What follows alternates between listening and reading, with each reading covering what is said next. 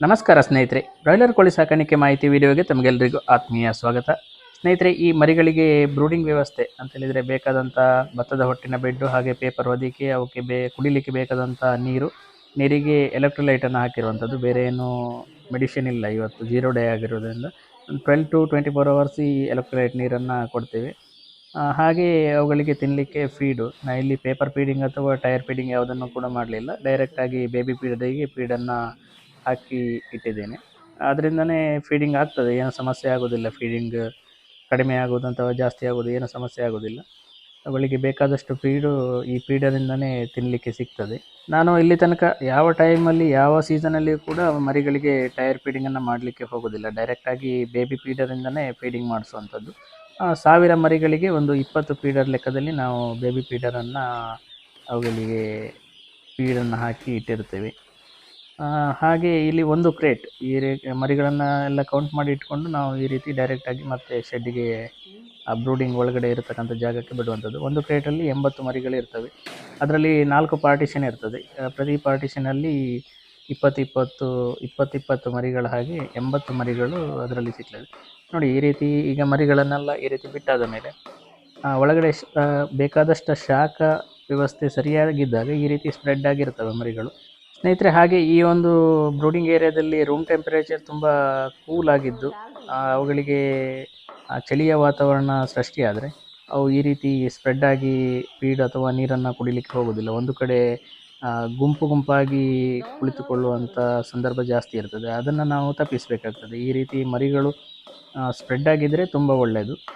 ಇಲ್ಲ ಅಂತ ಹೇಳಿದರೆ ನಾವು ಮರಿ ಬರುವ ಪೂರ್ವದಲ್ಲಿ ಕ್ಲೈಮೇಟ್ ತುಂಬ ತಂಪಾಗಿದೆ ಅಂತ ನಮಗೆ ಗೊತ್ತಾದರೆ 1 ಗಂಟೆ ಮೊದಲೇ ನಾವು ಶೆಡ್ಡಿಗೆ ಬಿಡುವ ಮೊದಲೇ ಎಲ್ಲ ಬ್ರೂಡರನ್ನು ಆನ್ ಮಾಡಿ ಇಟ್ಕೊಂಡು ರೂಮ್ ಟೆಂಪ್ರೇಚರನ್ನು ಹೈ ಮಾಡ್ಕೊಳ್ಬೇಕಾಗ್ತದೆ.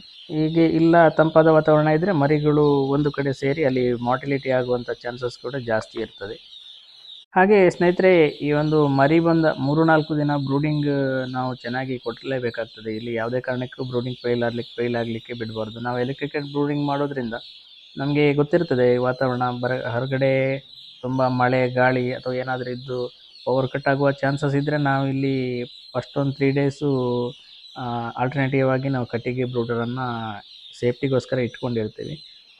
ನಮಗೆ ಕ್ಲೈಮೇಟ್ ಚೆನ್ನಾಗಿದೆ, ಇಲ್ಲಿ ಪವರ್ ಕಟ್ ಆಗುವಂಥ ಚಾನ್ಸಸ್ ತುಂಬ ಕಡಿಮೆ ಇದ್ದರೆ ನಾವು ಕಟ್ಟಿಗೆ ಬ್ರೂಡರನ್ನು ಇಡಲಿಕ್ಕೆ ಹೋಗೋದಿಲ್ಲ. ಡೈರೆಕ್ಟಾಗಿ ಎಲೆಕ್ಟ್ರಿಕಲ್ ಬ್ರೂಡಿಂಗ್ ಥ್ರೂನೇ ಬ್ರೂಡಿಂಗ್ ಮಾಡುವಂಥದ್ದು. ಇನ್ನೂ 1 ಗಂಟೆ ಅಥವಾ 2 ಗಂಟೆ ಈ ರೀತಿಯಾಗಿ ಮಿಡ್ಲ್ ಪವರ್ ಕಟ್ ಆದರೆ ಅಂಥ ದೊಡ್ಡ ಸಮಸ್ಯೆ ಏನಾಗೋದಿಲ್ಲ.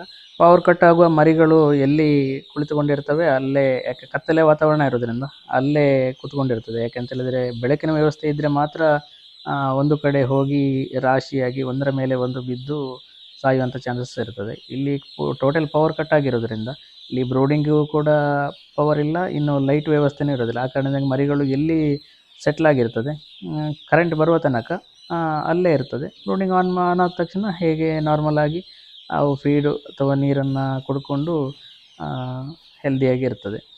ಇನ್ನು ಇಲ್ಲಿ ಈ ಬ್ರೂಡ್ರನ್ನು ನಾವು ಈ ಎಲೆಕ್ಟ್ರಿಕ್ ಬ್ರೂಡ್ರ್ ಅಂತೇಳಿದರೆ ಈ ಬಲ್ಬ್ ಅಳವಡಿಸಿರೋದು ಮರಿಗಳ ಮಟ್ಟದಿಂದ 1-1.5 ಫೀಟ್ ಅಂತರ ಮೇಲೇ ಇದ್ದರೆ ತುಂಬ ಒಳ್ಳೆಯದು. ತುಂಬ ಕೆಳಸ್ತರದಲ್ಲಿದ್ದರೆ ಮರಿಗಳಿಗೆ ಅಧಿಕ ಶಾಖ ಸಿಗುವಂಥ ಚಾನ್ಸಸ್ ಇರ್ತದೆ. ಅದನ್ನು ತಪ್ಪಿಸಬೇಕು ನಾವು. ಈ ಎಲೆಕ್ಟ್ರಿಕ್ ನಾನು ಅಳವಡಿಸಿದರೆ ಇಲ್ಲಿ ಮರಿಗಳು ಕೂಡ ಜಾಸ್ತಿ ಕುಳಿತುಕೊಳ್ಳಿಕ್ಕೆ ಸ್ಪೇಸ್ ಕೂಡ ಸಿಗ್ತದೆ. ಇನ್ನು ನಾವು ತುಂಬ ಕೆಳಸ್ತರದಲ್ಲಿ ನಾವು ಬ್ರೂಡನ್ನು ಅಳವಡಿಸಿದರೆ ಅಧಿಕ ಶಾಖ ಇರ್ತದೆ, ಹಾಗೆ ಮರಿಗಳು ಕೂತ್ಕೊಳ್ಳುವಂಥ ಸ್ಪೇಸ್ ಕೂಡ ಕಡಿಮೆ ಸಿಗ್ತದೆ. ಕೆಲವೊಂದು ಮರಿಗಳಿಗೆ ಅಧಿಕ ಶಾಖ ಸಿಗ್ತದೆ, ಕೆಲವೊಂದು ಮರಿಗಳಿಗೆ ಶಾಖ ಕಡಿಮೆ ಸಿಗೋದ್ರಿಂದ ಇಲ್ಲಿ ಬ್ರೂಡಿಂಗ್ 100% ಸಕ್ಸಸ್ ಆಗ್ತದೆ ಅಂತ ಹೇಳಲಿಕ್ಕಾಗೋದಿಲ್ಲ. ಆ ಕಾರಣದಿಂದಾಗಿ ಈ ರೀತಿ ತುಂಬ 1-1.5 ಫೀಟ್ ಮೇಲ್ಗಡೆನೇ ನಾವು ಬ್ರೂಡನ್ನು ಅಳವಡಿಕೆ ಮಾಡ್ಕೊಂಡು ಇನ್ನು 3-4 ದಿನದ ನಂತರ ಮತ್ತೆ ಸ್ವಲ್ಪ ಹೈಟ್ ಮಾಡಬೇಕಾಗ್ತದೆ. ಇಷ್ಟೊಂದು ಶಾಖ ಬೇಕಾಗೋದಿಲ್ಲ ಒಂದು 3-4 ದಿನ ಕಳೆದ ನಂತರ. ಆವಾಗ ಬ್ರೂಡರನ್ನು ಇನ್ನೂ ಒಂದು ಅರ್ಧ ಫೀಟ್ ನಾವು ಹೈಟ್ ಮಾಡ್ಬೋದು. ಹೈಟ್ ಮಾಡಿದರೆ ತುಂಬ ಉತ್ತಮ ರೀತಿಯಲ್ಲಿ ಬ್ರೂಡಿಂಗ್ ಆಗ್ತದೆ. ಇನ್ನು ಬೇಸಿಗೆ ಕಾಲದಲ್ಲಿ ಇದಕ್ಕಿಂತಲೂ ಸ್ವಲ್ಪ ಹೈಟಲ್ಲಿ ಇಡ್ಬೋದು, ಯಾಕಂತೇಳಿದರೆ ಅಷ್ಟೊಂದು ಶಾಖ ಬೇಕಾಗೋದಿಲ್ಲ. ಇನ್ನು ಮಳೆಗಾಲ ಚಳಿಗಾಲದಲ್ಲಿ ಮರಿಗಳ ಮಟ್ಟದಿಂದ 1.5-2 ಫೀಟು ಹೈಟನ್ನು ನಾವು ಮಾಡಲೇಬೇಕು. ಈ ರೀತಿ ಮಾಡಿದಾಗ ಬ್ರೂಡಿಂಗ್ ಚೆನ್ನಾಗಿ ಆಗ್ತದೆ. ಇನ್ನು ನಾವು ಈ ಬ್ರೂಡ್ರಿಗೆ ಅಳವಡಿಕೆ ಮಾಡಿರ್ತಕ್ಕಂಥದ್ದು 100 ವ್ಯಾಟಿನ 6 ಬಲ್ಬ್ ಒಂದೊಂದು ಬ್ರೂಡ್ರಲ್ಲಿದೆ. ಟೋಟಲ್ ಆಗಿ 24 ಬಲ್ಬನ್ನು ಅಳವಡಿಕೆ ಮಾಡಿರ್ತೀವಿ. ಇನ್ನು ಬಲ್ಬ್ ನಾವು ದಿನ ಚೆಕ್ ಮಾಡಬೇಕಾಗ್ತದೆ. ಯಾಕಂತ ಹೇಳಿದರೆ ಈ ಬಲ್ಬ್ ಬೇಗ ಕೆಟ್ಟೋಗೋದ್ರಿಂದ ನಾವು ಡೈಲಿ ಚೆಕ್ ಮಾಡ್ತಾ ಇರಬೇಕು. ಇಲ್ಲ ಅಂತ ಹೇಳಿದರೆ ಬ್ರೂಡ್ರು ಒಂದರಲ್ಲಿ ಎಲ್ಲಿಯಾದರೂ ಬಲ್ಬ್ ಕೆಟ್ಟು ಹೋಗಿದ್ರೆ ಅಲ್ಲಿ ಬ್ರೂಡಿಂಗ್ 100% ಆಗೋದಿಲ್ಲ. ಒಂದರಲ್ಲಿ ಶಾಖ ತುಂಬ ಕಡಿಮೆ ಸಿಗ್ತದೆ. ಈ 6 ಬಲ್ಬ್ ಇರತಕ್ಕಂಥ ಜಾಗದಲ್ಲಿ ಒಂದು 2 ಬಲ್ಬ್ ಕೆಟ್ಟೋದ್ರೆ ಅಲ್ಲಿ ಬ್ರೂಡ್ರಲ್ಲಿ ಹೊರಗೆ ಬರ್ತಕ್ಕಂಥ ಶಾಖದ ಪ್ರಮಾಣ ಕಡಿಮೆ ಇರೋದ್ರಿಂದ ಅಲ್ಲಿ ಎಷ್ಟು ಮರಿಗಳು ಕೂತ್ಕೊಂಡಿರ್ತವೆ ಆ ಮರಿಗಳು ತುಂಬ ಸಮಯದವರೆಗೆ ಅಲ್ಲೇ ಕೂತ್ಕೊಂಡಿದ್ರೆ ಬೇರೆ ಮರಿಗಳು ಆ ಬ್ರೂಡರ್ ಅಡಿಗಳಿಗೆ ಕೂತ್ಕೊಳ್ಳಿಕ್ಕೆ ಸಮಯಾವಕಾಶ ಸಿಗೋದಿಲ್ಲ. ಯಾಕಂತ ಹೇಳಿದರೆ ಶಾಖ ತುಂಬ ವಿಪರೀತವಾದಂಥ ಶಾಖ ಅಲ್ಲಿ ಜನರೇಟ್ ಆಗೋದಿಲ್ಲ. ಆ ಕಾರಣದಿಂದಾಗಿ ಎಷ್ಟು ಮರಿ ಕೂತ್ಕೊಂಡಿರ್ತವೆ ಅವು ತುಂಬ ಸಮಯದವರೆಗೆ ಅಲ್ಲೇ ಕೂತ್ಕೊಂಡು ಬ್ರೂಡರ್ ಅಡಿಗಳನ್ನೇ ಇರ್ತದೆ. ಆವಾಗ ಬೇರೆ ಮರಿಗಳು ಆ ಜಾಗಕ್ಕೆ ಬಂದು ಬ್ರೂಡರ್ ಅಡಿಗಳೇ ಕೂತ್ಕೊಳ್ಳಿಕ್ಕೆ ಚಾನ್ಸ್ ಸಿಗೋದಿಲ್ಲ. ಆ ಕಾರಣದಿಂದಾಗಿ ನಾವು ಬಲ್ಬನ್ನು ಪ್ರತಿದಿನ ನಾವು ಚೆಕ್ ಮಾಡಿ ಹೋದ ಬಲ್ಬನ್ನು ರಿಪ್ಲೇಸ್ ಮಾಡ್ತಕ್ಕಂಥದ್ದು ಇಂಪಾರ್ಟೆಂಟ್ ಈ ಎಲೆಕ್ಟ್ರಿಕಲ್ ಬ್ರೂಡರಲ್ಲಿ. ಹಾಗೆ ಸ್ನೇಹಿತರೆ, ಇದಿಷ್ಟು ಬ್ರಾಯ್ಲರ್ ಮರಿಗಳ 0 ಡೇ ಮ್ಯಾನೇಜ್ಮೆಂಟು. ಈ ವಿಡಿಯೋ ನಿಮಗೆ ಇಷ್ಟವಾದರೆ ದಯವಿಟ್ಟು ಲೈಕ್ ಮಾಡಿ, ಶೇರ್ ಮಾಡಿ, ಹಾಗೆ ನಿಮ್ಮ ಅನಿಸಿಕೆಗಳನ್ನು ಕಮೆಂಟ್ ಮೂಲಕ ನನಗೆ ತಿಳಿಸಿ ಅಂತ ಹೇಳ್ತಾ ಮುಂದಿನ ಮತ್ತೊಂದು ವಿಡಿಯೋದಲ್ಲಿ ಭೇಟಿಯಾಗೋಣ. ಎಲ್ಲರಿಗೂ ಧನ್ಯವಾದಗಳು.